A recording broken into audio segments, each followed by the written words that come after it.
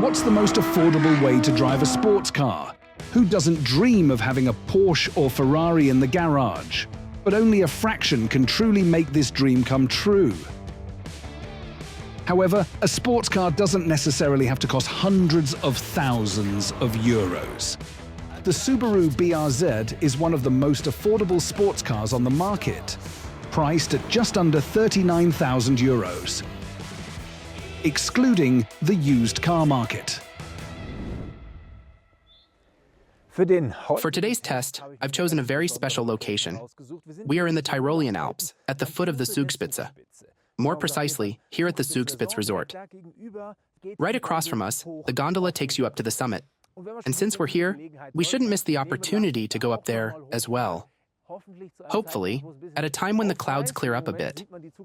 At the moment, you can't see the Zugspitze because of the thick fog, but before the fun comes another kind of fun.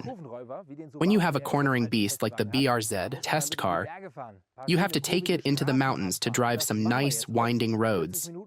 40 minutes from here is the Hahntenjoch Pass, a 29-kilometer stretch where we can really put the car to the test. 234 horsepower and 250 newton-meters of torque meet less than 1,300 kilograms. The perfect ingredients for a real fun car. But is the label sports car perhaps a bit too much? Or is it truly one of the most affordable ways to drive a sports car? What defines a sports car? Lightweight, fast, stiff suspension, stripped down, emotional, and small trunk space. Above all, it's about the subjective impression. Does it feel like a sports car? What do other budget sports cars cost? And what could you get in the used market for the price of a BRZ? Will not only show what the Subaru has to offer, but also the alternatives, and crown the best choice for under 40,000 euros. The second-generation Subaru BRZ hit the US market in late 2020, with the European market following in 2023. Like the first generation, Toyota offers a largely identical counterpart with the GR86. According to the manufacturers, both vehicles have their own unique appeal. More on that later during the test drive. The visual differences are found only in the details, aside from the logos. The same goes for the interior, which could have been a bit more modern. Configuring a BRZ is perfect for the indecisive. Besides the 5 exterior colors, there's only the choice between the Sport and Sport ES trims. No further options. The difference in the Sport ES, which costs 3,000 euros more, is a 6-speed automatic transmission instead of a 6-speed manual, plus a few assistance systems like the camera-based eyesight system.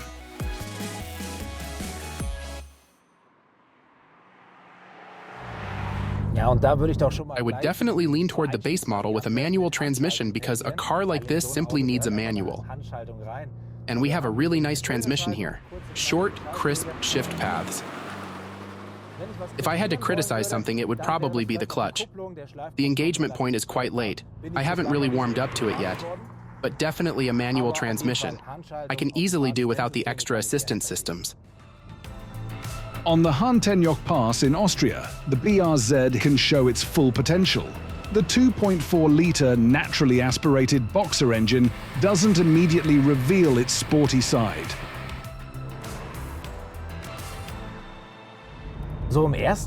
At first, when you get into the Subaru and start driving, it doesn't feel like a sports car at all. It's more like a daily driver. You really have to push the car over 3,500 RPM for the sound to come alive, which is a very pleasant sound, by the way. And then the sports car character comes through. The 4.26-meter-long sports coupe sends 234 horsepower and 250 newton-meters of torque to the rear axle, just like in the Toyota GR86. That's an increase of 34 horsepower and 50 newton-meters compared to its predecessor from 2012. With a 0 to 100 kilometers per hour time of 6.3 seconds, the sprint improves by 1.3 seconds. In terms of performance, Subaru has taken a good step forward. Numbers are one thing, but we also want to feel what it's like to accelerate in the BRZ. We don't have launch control on board, so we'll do it the old-fashioned way. Give it a bit of revs, and then go.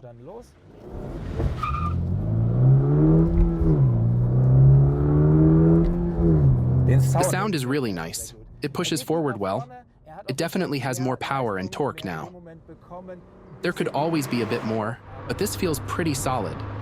The BRZ and the Toyota GR86 are largely identical, but the manufacturers claim that both cars have their own unique characters.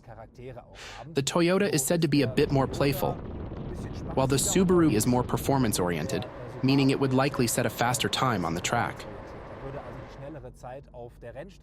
One of the differences is in the suspension. The BRZ has a different setup, resulting in higher grip levels, and you can feel that. Especially when you're driving through curves, the car immediately straightens out after a sharp turn. It's super neutral in its steering, which I really like, and that's a huge plus for the Subaru. Additionally, the torsional rigidity has been increased by 50% compared to its predecessor, providing more stability.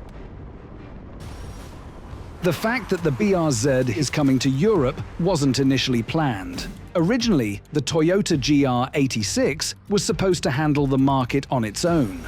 But since the GR86 keeps selling out, Subaru is taking the opportunity to sell a few more cars.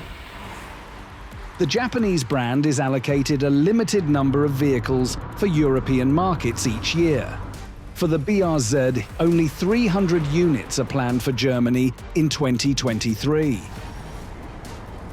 In recent years, Subaru has consistently sold out its allocation in Germany, meaning demand usually exceeds supply. Sports cars on a budget. What are the alternatives to the Subaru? Alpine has been offering the A110 since 2017. There are 4 different variants to choose from, with 252 to 300 horsepower. However, the base model starts at a hefty €64,500, making it about €25,000 more expensive. The Audi TT was discontinued after 25 years, with 197 horsepower and a base price of just under €40,000. It's a good comparison to the Subaru. The sister model, Toyota GR86, is around €3,500 cheaper at €35,500. The reason? Less standard equipment, and the delivery time for the Subaru is shorter.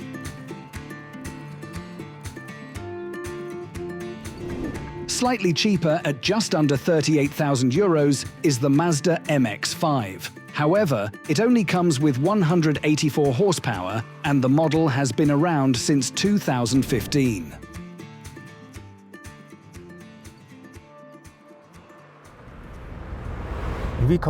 Somehow, the car feels like a miniature vehicle to me.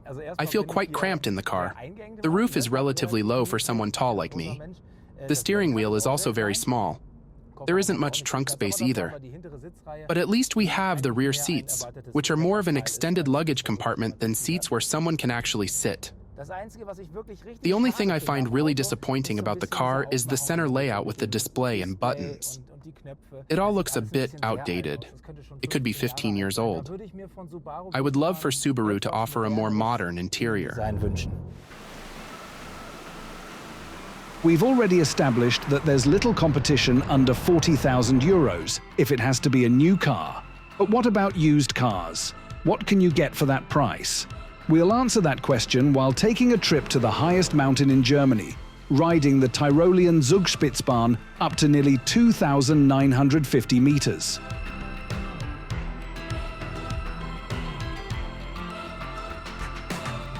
The gondola takes just 10 minutes to cover 1,725 meters in altitude.